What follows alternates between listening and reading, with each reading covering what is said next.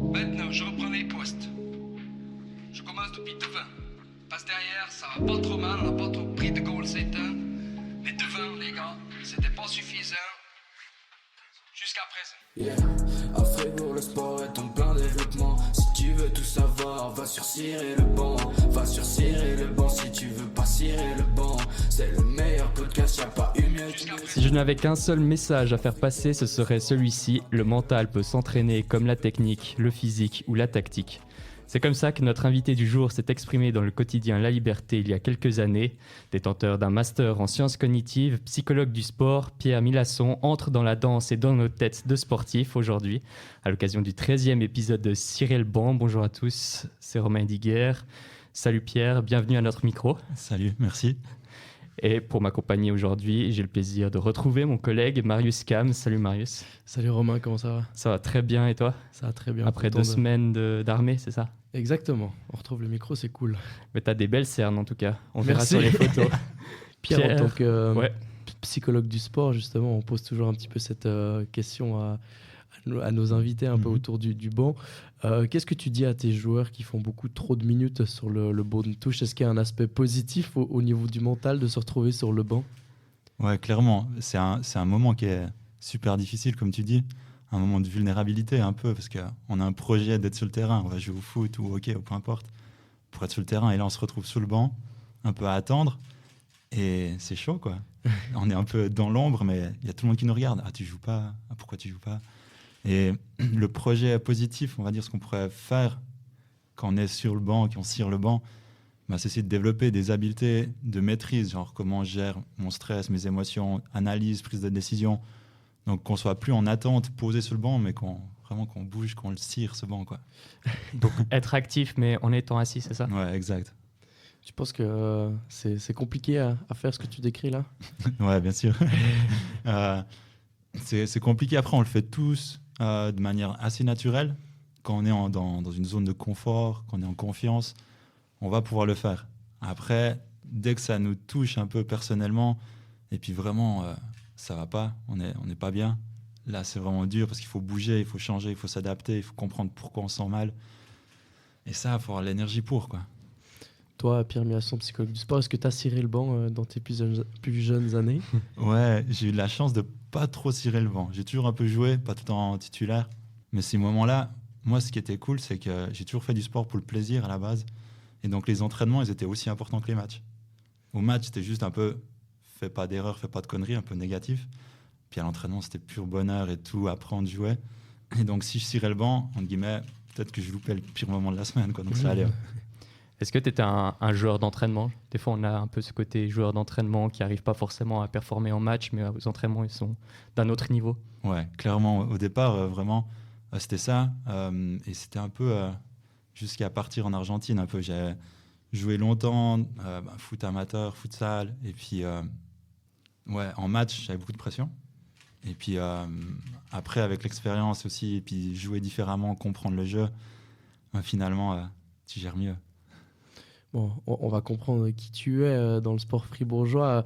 On va revenir un petit peu aux bases avec le premier thème, ton enfance, un peu ta passion du sport. On aimerait bien savoir d'où elle est venue, cette passion du sport. Et il me semble que tu avais des parents qui étaient déjà associés au monde du sport fribourgeois. Ouais, c'est vrai que c'est en famille au départ, le sport. Autant prendre les chaussures de montagne, faire un sommet, aller manger quelque part dans une cabane, que le côté football, surtout, on habitait en face du stade à Bulle, et on était tout le temps dehors, soit on faisait du inline hockey, soit on jouait au foot, soit on faisait du catch, vraiment on a tout fait, et dans le sport, à 4 ans j'ai commencé le foot, et c'était le début d'une passion un peu assez folle. Parce qu'il faut dire que ton papa est un grand gardien du FC Bulle, c'est ça ? Clairement, avec mon frère on a commencé le foot un peu en le suivant. On aimait regarder, on aimait aussi jouer. Mon frère, il a commencé gardien. Ensuite, une fois, il s'est énervé, il a lancé ses gants. C'est moi qui ai repris les gants. Et puis finalement, j'étais gardien aussi pendant longtemps. Donc finalement, il y a ce côté père en fils qui était là. Et puis ma maman qui était toujours aussi au bord des terrains. C'était trop bien, quoi. Est-ce que tu as un souvenir marquant lié au sport, peut-être en général ? Ouais, j'en ai un. Mais c'est pas quand je joue. C'était les Jeux Olympiques pour personnes atteintes d'un handicap mental. Ça s'appelle Special Olympics. Et c'est en Autriche. Je suis parti volontaire là-bas. Et c'est des personnes qui ont des troubles autistiques, qui ont le syndrome de Down, qui ont peut-être des retards mentaux, et qui sont là-bas pour devenir champions olympiques. Et souvent, on a un peu le préjugé que ces personnes-là, en société, ça ne fonctionne pas. Mais quand elles étaient toutes réunies dans une ambiance bienveillante, c'était incroyable. Tout le monde partageait son amour du sport. Et c'était assez fou, quoi, vraiment, de vivre ça. C'était quoi ta tâche dans ces jeux? Moi, j'étais responsable de l'aire de départ du ski novice. Ok. Et en gros, 30 minutes avant la course, tous les athlètes étaient lâchés dans une petite zone. Il n'y avait plus d'entraîneurs, plus d'accompagnants. Puis en fait, on devait gérer leur stress, puis les accompagner dans leur envie de descendre après, quoi. Donc, bataille de boules de neige et voilà, quoi. Ça t'a permis, justement, avec ton métier, ces Jeux Olympiques pour les personnes atteintes d'autisme, ça t'a permis d'avoir une autre vision peut-être? Ouais, surtout sur l'importance du résultat. Moi, soit en tant que sportif, soit en tant que psychologue du sport, c'était assez clair que le résultat, il est important. Ça nous guide, ça nous motive. C'est un peu le sucre. Mais au final, on peut être deuxième et avoir tout autant de plaisir et être fier de nous. Et ça m'a beaucoup aidé aussi à calmer mes attentes envers moi-même, envers les autres, et puis aussi de progresser à son rythme. On va parler de toi un petit peu comme joueur de foot, ancien défenseur à Gumfans, Bro ou encore La Tour-le-Paquet, un des clubs fribourgeois qu'on connaît bien.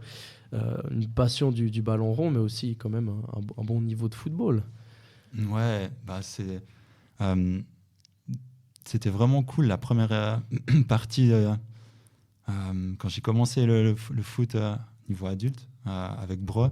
On a vraiment eu 5 années où on était presque des potes et on pouvait vraiment jouer, apprendre. Et puis on était aussi super bons à l'époque en 3e ligue, c'était trop bien. Et on a fait plusieurs finales de suite.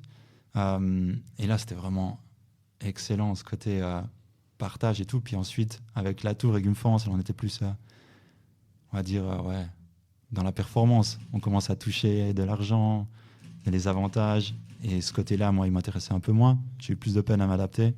Puis j'ai arrêté assez vite, quoi. C'est quoi qui t'a dérangé dans ce côté-là du football? Il y avait un peu cette concurrence malsaine que moi j'ai vécue, hein, c'est comme ça que je l'ai perçu, où finalement la personne qui gagne plus, elle devrait être la plus performante ou la plus décisive, et puis si elle ne s'entraîne pas, comment on le regarde, un peu des guerres internes qu'on ne se dit pas, mais on a tous envie de jouer. Et au final, il y en a que 11 qui jouent, et ça c'est assez difficile.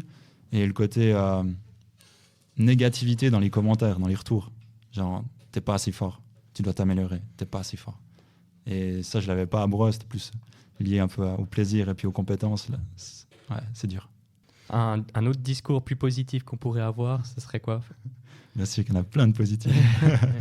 Non, mais la joie de se retrouver en équipe, franchement, dans les vestiaires, avant le match, aux entraînements, après les matchs, c'est incroyable. Et puis il y a des sensations aussi qui nous procurent endorphine, adrénaline, oxytocine, toutes ces hormones qui nous font nous sentir vivants.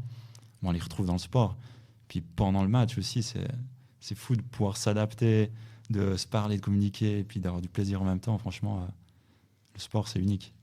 Dans cet article justement dédié à toi, dans La Liberté de Pierre Salinas, tu te décrivais comme un coéquipier, mais pas celui qui capte les regards. Explique-nous un tout petit peu ce que ça veut dire. Je crois que je me réjouis du succès des autres, mais j'aime pas, moi, avoir du succès directement ou seul. Je préfère être soit la personne qui est à côté, dans les coulisses, dans l'ombre, ou que ça soit en équipe. Et finalement, ça m'enlève aussi un peu de pression sur le côté c'est moi qui est responsable de mon succès. Et finalement, comme on est dans un groupe, c'est OK d'être dans l'ombre. Donc ouais, je suis pas la personne qui va marquer tous les goals et puis qui va faire du yoga bonito. Ça aurait été plus compliqué un sport individuel alors? Ouais, et dans les sports individuels, je commence maintenant le trail. Et c'est dur. La discipline, persévérance et tout. C'est chaud, ouais. Ah, c'est vrai que est-ce que le fait d'avoir des coéquipiers, des potes aussi à côté pour se motiver, ça peut aider? Dans le trail, t'as quand même beaucoup moins ça. Hein. Ouais. Et c'est une préférence que j'ai, moi aussi, le côté social, le côté humain. Et quand je me retrouve dans un environnement où je suis tout seul, à galérer sous la pluie, ça prend un peu moins de sens. Pour moi. Voilà, il y en a qui aiment. Parallèlement au football, tu es aussi un joueur de futsal. On recevait dans notre dernier épisode Jérôme Carlen, que tu connais bien, et que si vous n'avez pas encore écouté l'épisode, n'hésitez pas à aller l'écouter. Qu'est-ce qui te plaît justement dans ce sport du futsal? Le premier côté, c'est le côté rapide, petit terrain, beaucoup d'intensité, on joue, on ressort, on rentre. Et ça, pour moi, c'était incroyable de toujours avoir, entre guillemets, la tête dans le jeu. Qu'au foot, j'avais un peu moins. Il y a des moments, il y a des temps morts, des gros temps morts. Donc ça, j'aimais moins. Et le futsal, tu as 4 secondes pour décider, même moins. Tu dois toujours être en contact avec le ballon. Et puis, ça va vite. C'est trop bien. Est-ce que sur le plan mental, il y a une différence entre deux sports comme ça qui se ressemblent, mais en même temps, pas tant que ça? Oui, en tout cas, là, je vais parler de moi. Dans la prise de décision, la concentration, et puis aussi ce switch. En fait, dans le foot, on peut faire une erreur, on peut faire une faute, on peut rater quelque chose, une passe par exemple, ou marquer un goal. On a beaucoup plus de temps pour gérer et puis retrouver l'équilibre. Alors que dans le futsal, on marque un goal, 5 secondes après, on peut en encaisser un. Donc finalement, là, il y a vraiment un énorme travail à faire sur ce retour au calme. Et puis, OK, c'est quoi que j'ai besoin de faire maintenant? Mais t'es pas n'importe quel joueur de futsal d'ailleurs, puisque tu as joué notamment à Moboulou Futsal, une des meilleures équipes de Suisse. Tu as aussi fait partie du contingent de l'équipe de Suisse de futsal. Raconte-nous un peu cette carrière de futsaleur. Carrière de futsal, j'adore. J'ai commencé à Bulle, donc avec David Mayer, qui était aussi prof au Collège du Sud. Et il organisait des sports facultatifs. On allait s'entraîner une fois par semaine. Un peu comme la Saint-Michel, quoi. Exactement, ouais. Et j'ai vraiment adoré ce sport. J'en ai fait plusieurs années. Ensuite, je suis parti en Argentine. Et là-bas, je suis parti chercher un club de futsal avec ma trottinette. Et je suis tombé sur le club social et sportif Pinocchio. Et puis, le nom, il me faisait déjà rire. Et quand je suis rentré dedans, il me propose de commencer l'entraînement avec la réserve, ensuite jouer avec la première équipe. Et je ne me rends pas compte, c'est super, c'est drôle, c'est intense, ça va trop vite pour moi.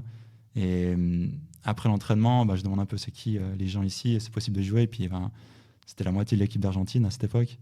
Ils étaient champions du monde, je ne me rendais pas compte. Et après l'entraînement, c'est là que je me suis dit, en fait, c'est OK d'être nul. et vraiment, j'ai adoré, j'ai progressé énormément là-bas. Je suis retourné en Suisse. Et là, j'ai joué à Moboulou quelques années. Aussi un projet assez incroyable de développement du futsal qui fonctionne, en tout cas des finales, des demi-finales.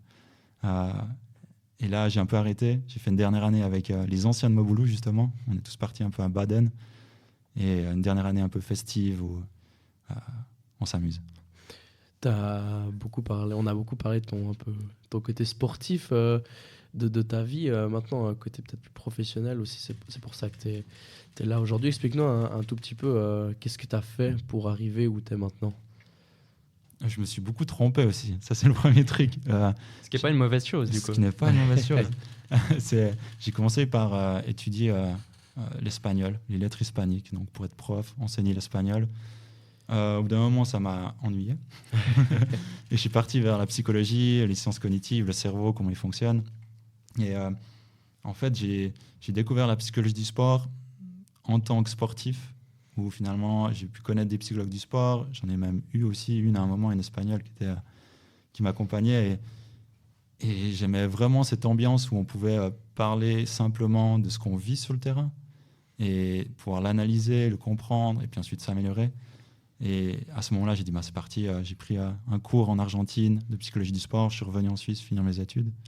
Et quand je finissais mes études, j'ai ouvert mon entreprise, Mind Potential. Tu peux juste nous préciser, parce que tu disais que là, tu es parti en Argentine, tu as pris des cours, et puis avec un pionnier du monde de la psychologie du sport, c'est ça? Ouais, c'était un Cubain, Garcia Ucha. Il payait pas de mine, il était tout petit, il rentre dans la classe un peu... septantaine d'années et tout, les petites lunettes. On se dit, waouh, ça va être un cours super long, théorique, philosophie. Et il commence à nous raconter des anecdotes qu'il avait vécues aux Jeux Olympiques, à la guerre froide et tout. Et je crois qu'on était 50 dans cette salle, on était tous, illuminés par ce qu'il disait. Il a fait des petits tests sur nous aussi. Et vraiment, c'est là que je me suis dit, ok, je veux lui ressembler. T'as un exemple encore De- d'un petit test ou d'une anecdote qui t'a raconté? L'anecdote de la lanceuse de boulet, je crois. De poids. Ouais, de De poids. poids, ouais. Lanceuse de poids cubaine qui stressait toujours avant ses premiers lancers. Et puis son meilleur lancer, c'était le 3e. Et puis elle savait que si une de ses concurrentes, elle réalisait un meilleur lancer avant ce 3e-là, elle était trop stressée. Alors elle avait trouvé une technique pour que finalement ces 2 derniers lancers d'échauffement, elle les prenne dans sa tête comme si c'était la compète. Et son premier lancer de compète devenait son meilleur lancer. Et là, ce qu'il racontait, c'est qu'elle avait fait le meilleur résultat, et puis la pression elle était partie du côté de l'adversaire. Et c'est des petits trucs comme ça qui m'avaient marqué un peu dans des petits outils pratiques. Tu as parlé plusieurs fois de l'Argentine, tu as évoqué justement ce pays. Selon l'article La Liberté, c'est ta seconde maison. Raconte-nous un petit peu ce lien que tu as avec ce pays. Donc je suis parti pour la première fois quand j'étais collégien à Bulle. Il y avait un échange qui était organisé avec un autre étudiant argentin. Et je suis parti un peu comme un touriste suisse. Je connaissais rien sur l'Argentine. Et j'arrive dans une famille, dans un petit village, 30 000 habitants, dans la campagne, il n'y a rien à faire. Je parlais un peu espagnol, mais je ne comprenais pas, ils avaient un accent différent, c'était trop dur. Et là-bas, j'ai été accueilli vraiment de manière incroyable. Le côté social argentin, c'est vraiment incroyable. Et ça m'a donné envie d'y retourner. J'y suis retourné à chaque fois que j'avais les vacances scolaires. Et à la fin, je suis resté y vivre encore 2 ans. Puis il y avait ce passage où tu prends ta trottinette, tu arpentes un peu les rues en Argentine, et puis tu tombes sur cette équipe de futsal. Tu joues avec des champions du monde de futsal. Sans comparer, parce que je pense pas que c'est comparable, mais quelles sont les caractéristiques du futsal argentin, ou qui t'a marqué? Le contrôle semelle, j'imagine. Le contrôle semelle, tellement. Puis le contrôle semelle, en plus, il y en a 5 ou 6. Enfin, tu peux faire tellement de manières différentes. Ça, je l'ai découvert là-bas aussi. Et en gros, ce qui change beaucoup, c'est, je sais pas, il y a cette intensité dans le jeu qui est presque émotionnelle, qui est profonde en fait, où chaque duel, mais c'est une bataille. Tu sais que tu reçois la balle, tu as 1 seconde pour soit dribbler l'autre personne, soit passer la balle, ou tu te prends une personne qui arrive à pleine vitesse sur toi. Et la deuxième chose, c'est la tactique. Où en Suisse, avec le championnat qu'on a en Suisse, il y a quand même encore beaucoup de différences de niveau entre les premiers et les derniers.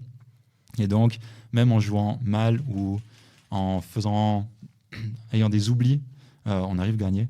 Là-bas, tous les schémas ils sont vraiment connus et ça bouge vite et toute l'équipe sait en fait ce qui va se passer.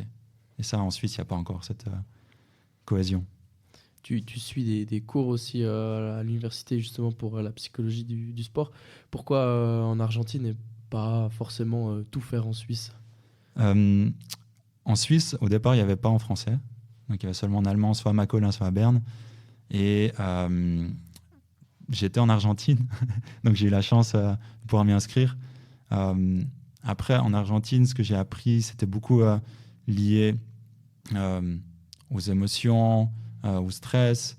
Et quand je suis revenu en Suisse, il y avait plus le côté thérapeutique, on va dire dans la prise en charge complète du sportif avec sa santé aussi mentale. On ose dire quand même que tout ce côté mental dans le monde du sport, c'est quand même quelque chose d'assez récent ces dernières années.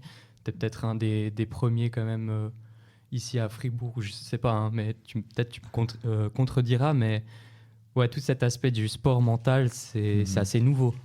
C'est nouveau et ça prend de l'ampleur vraiment ces temps. D'une part, avec les formations de psychologues du sport, où maintenant, je pense, francophone, on va être une 30aine. C'est pas énorme.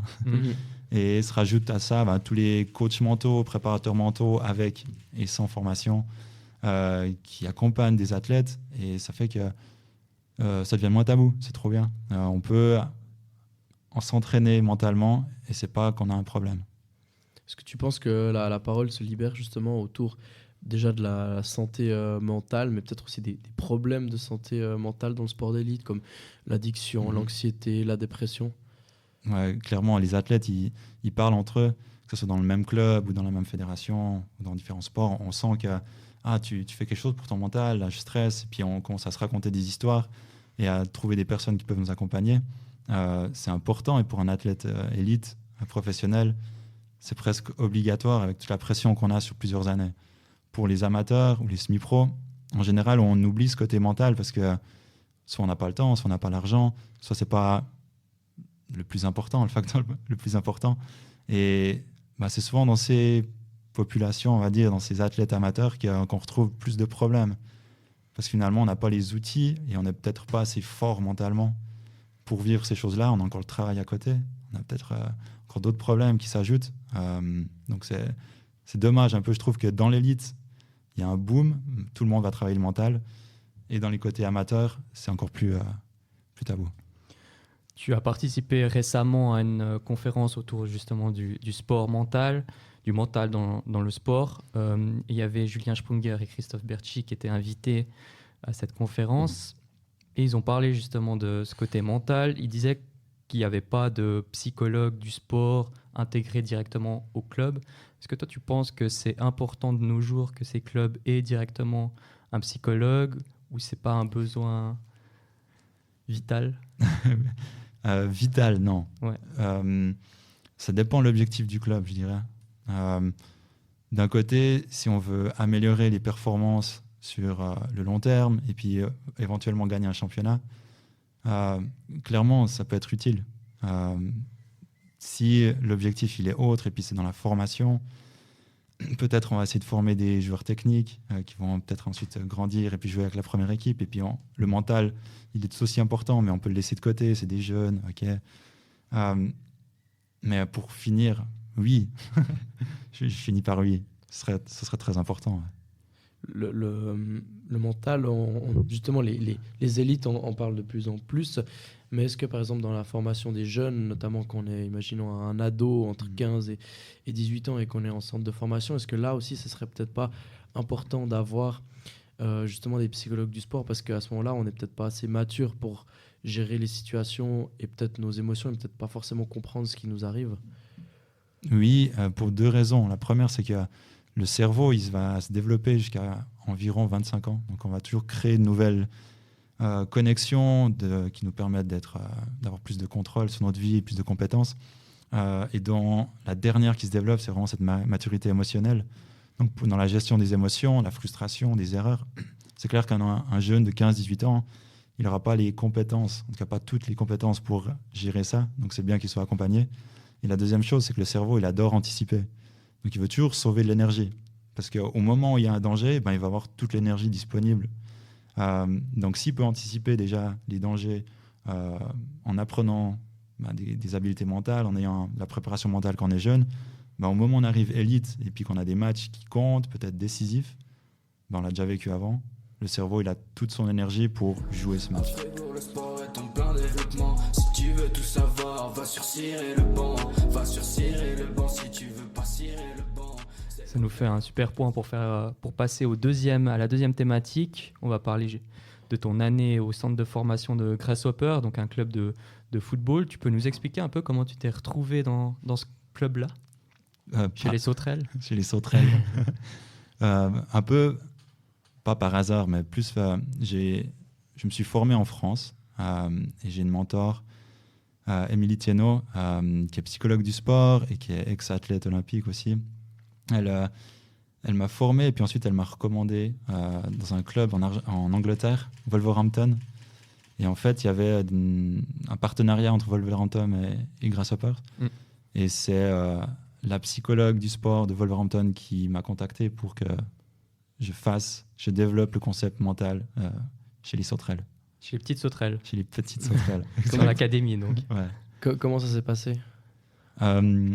Très bien. Enfin, l'intégration, elle est difficile parce que j'arrive et puis à l'académie, c'était tout en suisse allemand. Donc, je dois comprendre, première chose, et je dois aussi avoir un vocabulaire suffisant pour pouvoir proposer des exercices, accompagner. Et c'était un grand travail avec les joueurs et aussi les entraîneurs, qui était super agréable de pouvoir développer un concept mental. Moi, j'adore ce côté création, quoi. Et de l'autre côté, avec les sportifs pros, là, c'était individuel. Je ne faisais pas partie du team, du staff. Mais les joueurs, individuellement, ils pouvaient venir me voir. Et puis, on pouvait discuter, trouver des méthodes pour qu'il y ait plus de performance en général. Est-ce que tu t'es retrouvé face à des difficultés dans ton processus justement de création à Grasshopper? Oui, j'en ai eu plus du côté que c'est un club anglais, Wolverhampton, qui m'a engagé, en quelque sorte. Eux, ils ont 4 psychologues du sport. Je me retrouve dans une culture suisse où on veut développer un modèle qui est encore inconnu. Et en Suisse, on est un peu conservateur. Il y a beaucoup de bénévolat dans le sport. Il n'y a pas forcément cette idée toujours de perfection, de trouver les meilleures options scientifiques. On va souvent essayer de continuer ce qu'on fait, ce qui a fonctionné ou pas. Et là, c'était un peu dur au départ de trouver en fait l'envie de travailler le mental chez tout le monde. Alors, du coup, tu disais qu'en Suisse, on est plutôt conservateur. Toi, tu parlais de modèle. Comment ça se traduit, ce modèle par exemple, à Grasshopper, quels étaient les outils mis à disposition? Alors, le premier outil, ça parle de préférence mentale dans la performance. Il y a cette grille de lecture un peu pour comprendre où on se trouve dans notre performance, quelle préférence on a activée à un tel moment. Typiquement, on va tirer un penalty au foot. Est-ce que je vais plutôt essayer d'être très précis et d'analyser comment je vais shooter et puis où je vais la mettre, ou je vais plus activer mon mode bulldozer et puis je vais frapper le plus fort possible. Et ça, mentalement, ça demande une autre énergie. Donc, on faisait ça avec les joueurs. Et ce qui est différent en Angleterre, c'est qu'on fait avec les joueurs, les entraîneurs, le staff, management. Et en fait, tout le monde comprend les préférences de l'autre. Et il y a une grande compréhension qui se crée. Et quand quelqu'un est en difficulté, les autres peuvent l'aider. Et ça, en Suisse, on n'aime pas. On n'aime pas être aidé. On veut pouvoir gérer la solution soi-même et puis se montrer fort. Est-ce que tu trouves que c'est peut-être justement une plaie qui colle un peu au sport suisse, cet aspect-là encore? Ouais, et je trouve pas qu'au sport suisse, peut-être. Ce qui est bien, c'est qu'on a beaucoup à apprendre. Mais finalement, c'est dommage. Parce que si on comprend, on accepte aussi qu'on a des failles, on peut se développer beaucoup plus vite, quoi. Quand on est adolescent, il y a les facteurs internes, je les ai appelés les facteurs cognitifs, je dirais même. Mais il y a aussi des facteurs externes qui ont peut-être aussi une plus grande, qui nous touchent plus, un plus grand impact à ces âges-là, notamment, je sais pas, la famille. Il y a peut-être aussi les premières copines, toutes des choses aussi, comme ça qui rentrent en compte. Toi, tu devais aussi les prendre en considération, ces facteurs externes, j'imagine, dans ton processus. Oui, et souvent, ce qui se passait, c'est que les jeunes arrivaient de l'école ou de l'apprentissage avec des stress, et que ce soit les devoirs qui ne sont pas faits, pas le temps, les notes qui ne suivent pas, que c'est trop intense, ils n'ont jamais le temps de se reposer. Donc, on a un travail là-dessus, sur comment s'organiser, comment gérer ça. Travail aussi avec les entraîneurs pour qu'ils puissent avoir des temps de repos. Donc, est-ce que louper un entraînement sur toute une saison, ça a un impact direct sur la performance? Pas sûr. Donc, peut-être qu'ils pouvaient prendre une soirée. Et sinon, avec les familles, les copines, il y a aussi un joueur typiquement qui faisait des crises d'angoisse quand il était en déplacement. Donc, prendre la voiture, aller en car au match, ça lui posait un problème. Et donc, comment tu peux arriver au match et performer et donner en tout cas le 100% de tes possibilités alors que tu viens de faire une crise d'angoisse dans la voiture. Donc, c'était aussi gérer ça et lui donner la possibilité de jouer quand même et de contrôler son avenir, quoi. Cette expérience à Grasshopper, elle est terminée maintenant. Pourquoi tu as voulu voir autre chose? Qu'est-ce qui s'est passé? Il y avait beaucoup de changements dans le staff, dans le management. Et mon rôle, il était défini par Wolverhampton, justement. Et un mois après que j'arrive, les personnes qui venaient d'Angleterre sont fait licencier du club. Et donc, je me suis retrouvé avec de nouveaux chefs qui n'avaient pas envie de travailler le mental ou pas forcément donner beaucoup d'importance. Et je me suis senti seul. Je n'ai pas réussi à m'adapter à cette situation-là. Je n'ai pas pu proposer d'autres approches peut-être qui auraient été plus pertinentes. Et donc, j'ai décidé d'arrêter. Il y a aussi j'ai eu un petit coup de poignard dans le dos, j'aurais dit, où j'avais des possibilités pour aller être le psychologue du sport à Monaco. Et j'ai fait les entretiens, les interviews, tout se passait bien. Et puis sur la ligne d'arrivée, en fait, je me suis fait dépasser par une autre psychologue française, Sophie Huguet, et on m'a annoncé qu'il prenait l'autre personne. Et c'était dur pour moi. J'avais un peu ce côté, waouh, là je suis où je veux être. C'est incroyable. Monaco, le centre de performance, il est vraiment fou. Et finalement, je ne peux pas goûter à ça. Donc c'était assez dur. Et l'histoire, c'est qu'ils sont revenus me chercher 6 mois plus tard et j'ai refusé. Et puis là, c'était pas par vengeance, mais c'était qu'en fait, ça me correspondait pas, je crois, en fait. Et donc, Grasshopper, c'était un peu ce côté football, performance, et que j'allais simplement le reproduire à Monaco.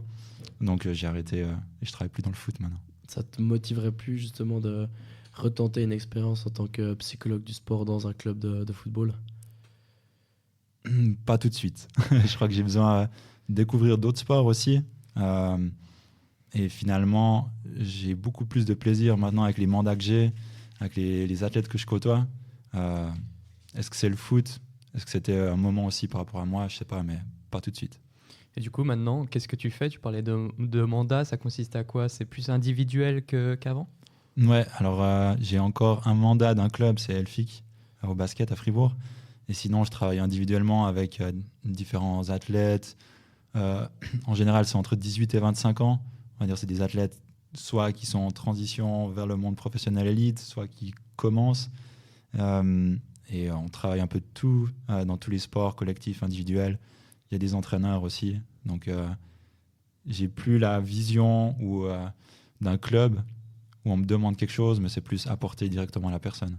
C'est des athlètes de la région, du canton de Fribourg, ou bien c'est vraiment un échantillon de clients, si j'ose appeler ça comme ça, assez polarisé? C'est assez polarisé. À Fribourg, il y a le bouche à oreille un peu qui fonctionne toujours, où j'ai commencé ici, j'ai grandi ici, j'ai eu différents mandats aussi dans le canton. Donc ça, c'est une bonne partie des athlètes. Et sinon, principalement la Suisse romande, mais après il y a quelques athlètes étrangers aussi, où on travaille à distance, visioconférence. Sans évoquer le nom de la personne, tu pourrais nous décrire peut-être un exemple où tu as réussi à débloquer une situation avec une technique? Ah, c'est trop dur cette question.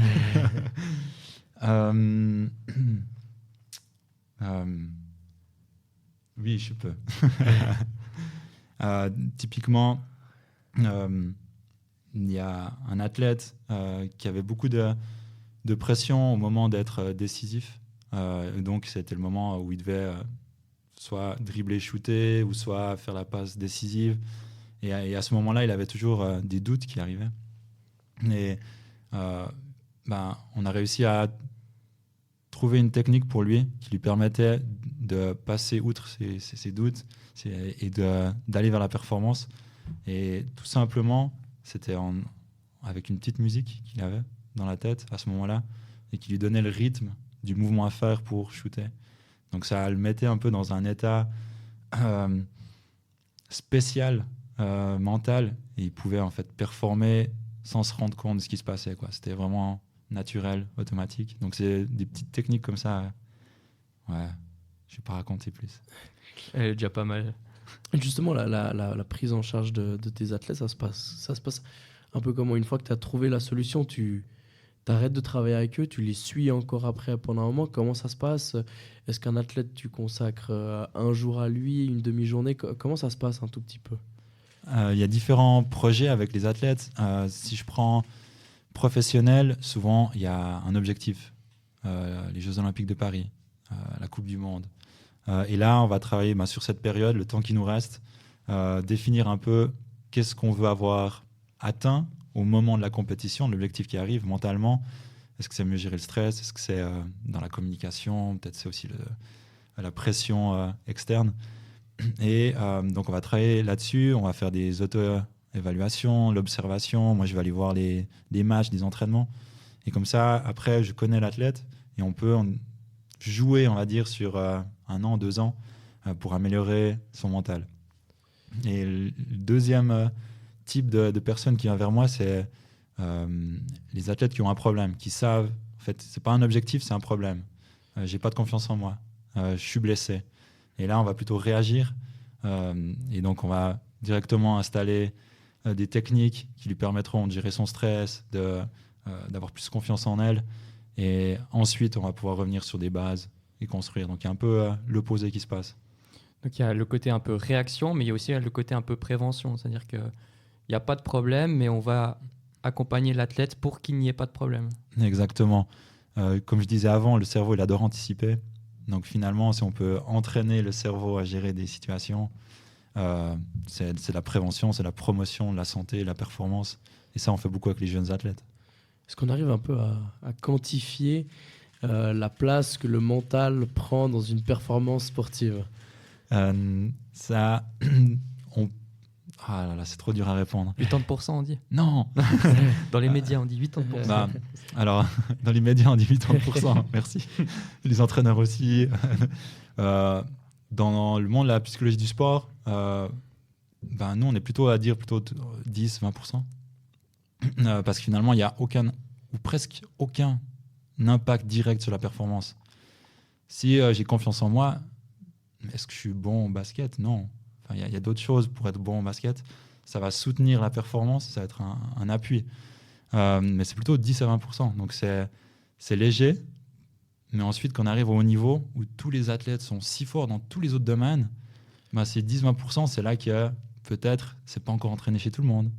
Ou c'est encore, on comprend moins comment on fonctionne. Donc là, peut-être il y a un plus gros impact qui arrive quand on arrive au sommet de la pyramide. Est-ce que tu as ce souvenir d'un athlète de haut niveau qui a pu justement réaliser des grandes performances grâce au mental, peut-être un petit peu en avance par rapport aux autres? Oui. Je pense au niveau des résultats, où c'est un peu cette récompense du travail, où on part d'une blessure et on arrive à gagner une compétition incroyable. Finalement, là, sans le mental, peut-être qu'on aurait pu dire, peut-être ça serait arrivé plus tard. Mais dans le rythme, dans la phase de réhabilitation, réathlétisation, la performance, le mental, il a vraiment aidé. Est-ce que tu as des exemples, des noms d'athlètes peut-être internationaux aussi, qui, grâce au... Que tu as lu peut-être à travers des articles à travers des travaux que tu as réalisés aussi? Alors, des personnes, des athlètes que j'ai côtoyés, que j'ai accompagnés, ça, je ne peux pas donner de nom. Après, il y a des exemples dans le tennis, surtout, où on commence à parler des coachs mentaux. Je ne sais pas quel joueur vous donnez. Mais ouais, franchement, je ne peux pas vous donner de nom comme ça. Est-ce que les professionnels, ceux qui ont gagné des choses, ils étaient un peu beaucoup de choses, notamment les tennisman, ils étaient un peu précurseurs dans le sens où ils se disaient voilà, la place du mental dans le sport est très importante, ça on l'a compris, donc j'ai besoin de créer un peu un contexte autour de moi, une team, et puis je prends un psychologue du sport. C'est pas là aussi ça fait la différence? Oui, et aussi en tant que sport individuel, finalement, c'est l'athlète qui va choisir un peu ce qui va lui faire du bien pour atteindre ses meilleures performances. Dans un club, il y a beaucoup plus de facteurs et il y a une vision qui peut être différente. Donc, en tant qu'individu, l'athlète, il va choisir. Je veux un psychologue du sport. Et donc, il a le temps aussi d'avoir cette cellule qui l'accompagne un peu et qui lui donne le 100% de son temps. Donc, ça aide beaucoup d'avoir une structure dans le tennis.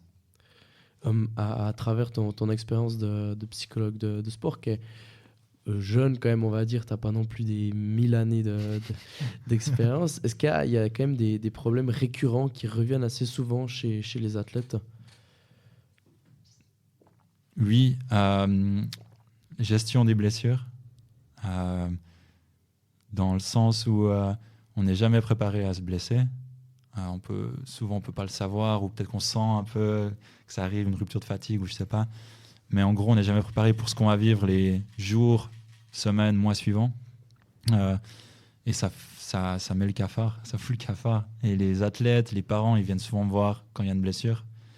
Parce qu'on perd l'identité, en fait. On n'est plus athlète, on est blessé. Donc c'est assez fort. Et sinon, il y a quand même la confiance en soi. Tout va bien, le match se passe bien, et pourtant j'ai ce doute dans ma tête qui me dit tu vas rater, ou c'est pas suffisant, ou pourquoi tu as fait ça. Et souvent, les athlètes, ils viennent vers moi avec ces petits messages qui les poursuivent dans leur tête et qu'on peut facilement chasser et puis remplir par d'autres petits messages. Et comment on les chasse alors, ces petits messages? En prenant de la hauteur, en général, ce qu'on fait, c'est qu'on va déjà les nommer. Simplement en nommant ce qui se passe dans notre tête, ce doute, ça peut être peut-être performance, ça peut être blessure. En le nommant, en fait, on va prendre de la distance avec notre émotion et ça va nous donner l'opportunité de choisir. On ne va pas être emporté, entre guillemets. Si j'ai peur de me blesser et puis que je pense tout le temps à ça, entre guillemets, je vais compenser. Donc si je peux nommer ce mot blessure et puis qu'ensuite je le remplace par force ou bien souplesse, en fait, le corps il se prépare différemment. Est-ce que tu aurais des outils que tu peux donner aux gens qui sont assez faciles à mettre en place pour les amateurs, comme nous, comme les auditeurs? Un outil, souvent qu'on n'aime pas, mais c'est l'auto-évaluation, la critique. En gros, après un entraînement, qu'est-ce que j'ai fait de bien, où j'ai eu du plaisir, qu'est-ce que je pourrais encore améliorer. Souvent, on reste à la question ou au doute de j'ai raté ça, mais on n'arrive pas à développer et ça nous donne aucun chemin à suivre pour le prochain entraînement. En fait, on arrive à chaque entraînement juste pour s'entraîner, tandis que si on a cette réflexion sur notre performance, l'apprentissage qu'on a, on peut gérer ça et puis le prochain objectif, entraînement, on arrive et on se dit mais en fait, l'entraînement passé, les shoots, ils étaient éclatés. Ok, comment je fais maintenant? Ok, position du corps et tout. Et ça veut dire qu'on a 10% d'effort pendant l'entraînement, c'est au moment où on va faire ce shoot. Et le 90% du reste du temps, c'est du plaisir. C'est du sport. Si tu veux tout savoir, va sur Cirer le banc. Va sur Cirer le banc si tu veux pas cirer le banc. Et maintenant, on peut passer à la banquette, qui est un peu spéciale. Cette banquette-là, pour cet épisode-là, c'est la banquette des auditeurs. C'est eux qui nous ont posé des questions. On a eu quelques questions concernant ta carrière et puis tout ce qui est autour. La première question, c'est qu'est-ce qui t'a motivé à faire ce métier? Tu t'en parlais un petit peu, mais concrètement, quels sont les éléments qui te motivent quotidiennement? Quotidiennement, il y a ce côté travailler dans l'ombre et puis recevoir, se sentir utile. Quand je vois un athlète avec qui je travaille obtenir ce qu'il avait envie ou bien progresser simplement, ça me fait vraiment chaud au cœur. Même les athlètes en fin de carrière, avec qui j'ai eu un suivi pour comment arrêter une carrière et rester en bonne santé mentale, avoir du plaisir, de recevoir un message ou simplement juste de les croiser dans la rue, ça m'apporte énormément parce que peut-être qu'il y a eu quelque chose, il y a eu une petite graine, il y a eu un petit impact et ça me fait vraiment plaisir de les voir sourire. Et deuxième chose, au départ c'était pour moi, quoi. Franchement, commencer la psychologie, s'intéresser à la psychologie du sport, c'est parce que j'étais sportif et que j'avais envie de m'améliorer et que j'avais la rage de ne pas accepter mes erreurs. Donc, il y a ce côté introspectif pour moi et vraiment, c'est un métier porté vers les autres, vers l'humain. Et je crois que mon but final, c'est pas que l'athlète gagne, mais qu'il puisse être heureux aussi d'être où il est, quoi. Est-ce que c'est possible de faire un travail sur soi-même en tant que psychologue du sport, un peu à la Inception? Ouais, tout le temps. c'est l'avantage. En fait, je fais sur moi, mais je fais pas sur mes potes. Donc, tout le monde est safe dans mon entourage. Mais oui, c'est clair que je me retrouve à parler devant des athlètes qui sont champions olympiques ou bien qui sont dans la finale des championnats du monde. Peu importe le sport, et il y a un peu ce côté waouh, mais je suis qui moi pour lui donner des conseils si elle a ce niveau-là déjà maintenant, ok. Et donc ça me permet de me dire ok, tu dois pas tout réussir, tu dois pas tout apporter à la personne, gère ton travail, le mental, et puis si ça prend, c'est top. Autre question des auditeurs. On voit souvent les skieurs et skieuses faire la visualisation de la pente avant de descendre. C'est quoi le processus de cet outil? À quoi il sert? Et puis comment le cerveau fonctionne dans ce cas? Ok, donc la visualisation, c'est pas simplement imaginer. Donc oui, il y aura une image dans la tête, mais en plus, on a d'autres sensations. On va pouvoir sentir peut-être le froid. Si on est skieur, on va sentir le froid. On va sentir nos muscles. On va sentir peut-être le bruit des personnes autour de la piste, ou bien le bruit quand on fait un virage, si ça grince ou pas. C'est pas le terme.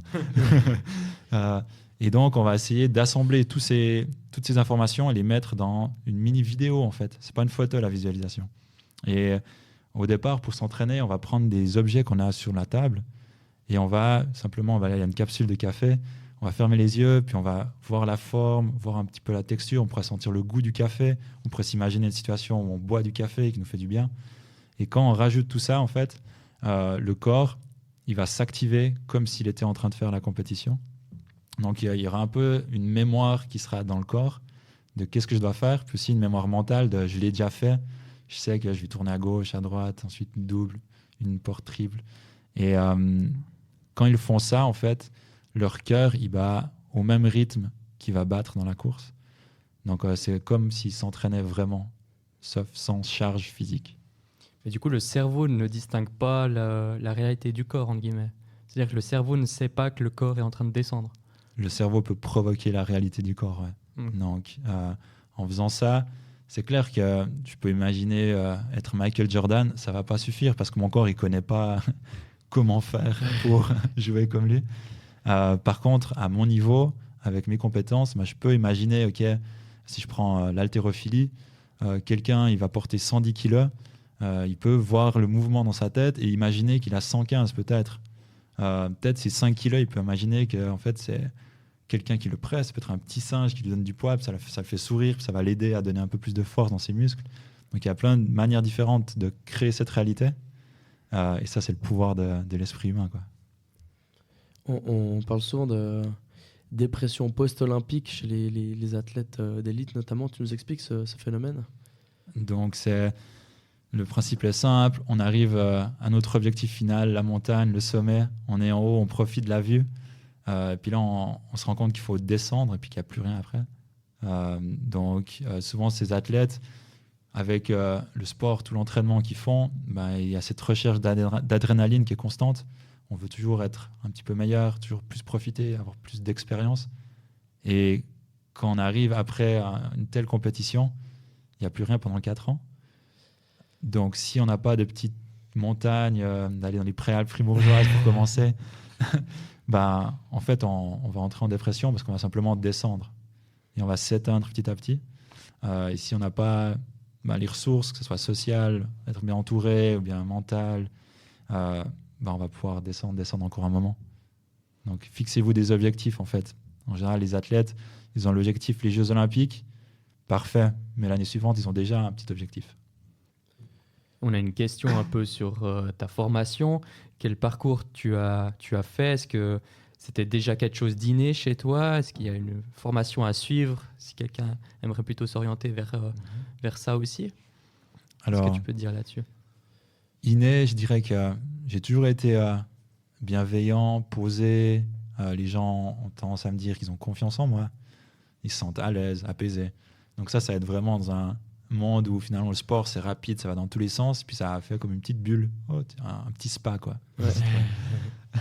Et l'autre côté, pour la formation, ce qui est demandé, c'est qu'il faut une maturité normalement. Ensuite, avec une maturité, maintenant il y a des écoles de préparation mentale. Et pour avoir un titre certifié, on va voir les bases de la préparation mentale, donc liées surtout à la performance.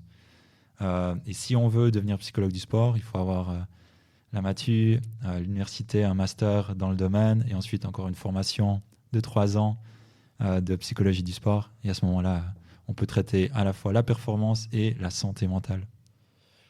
C'est quand même pas mal d'années d'études, mine de rien. Un peu trop.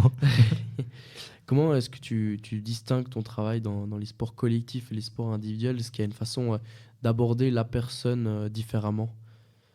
Oui, dans la communication et la connaissance des autres. Souvent, dans les sports collectifs, si l'athlète il vient de manière seule, individuelle, me voir, je vais quand même lui parler de ses coéquipiers et lui demander les forces, les faiblesses, comment il pouvait aider les autres, s'il avait des modèles au niveau de la confiance, peut-être, au niveau de la gestion du stress. Et donc, finalement, on va être un peu plus ouvert aux autres et puis prendre des bonnes idées gratuitement, en fait, dans son équipe. C'est la première chose. Et la deuxième chose, c'est OK, maintenant que tu travailles le mental, comment tu rends les autres meilleurs ? Et là, il y a vraiment un travail de communication qui se fait dans les équipes, que ce soit par avoir un langage commun. On sait que si une personne dit Charlie, il va se passer quelque chose au niveau mental, tout le monde va avoir le même mindset, le même état d'esprit. Et donc ça, en sport individuel, on n'a pas. Ce serait plutôt un discours intérieur.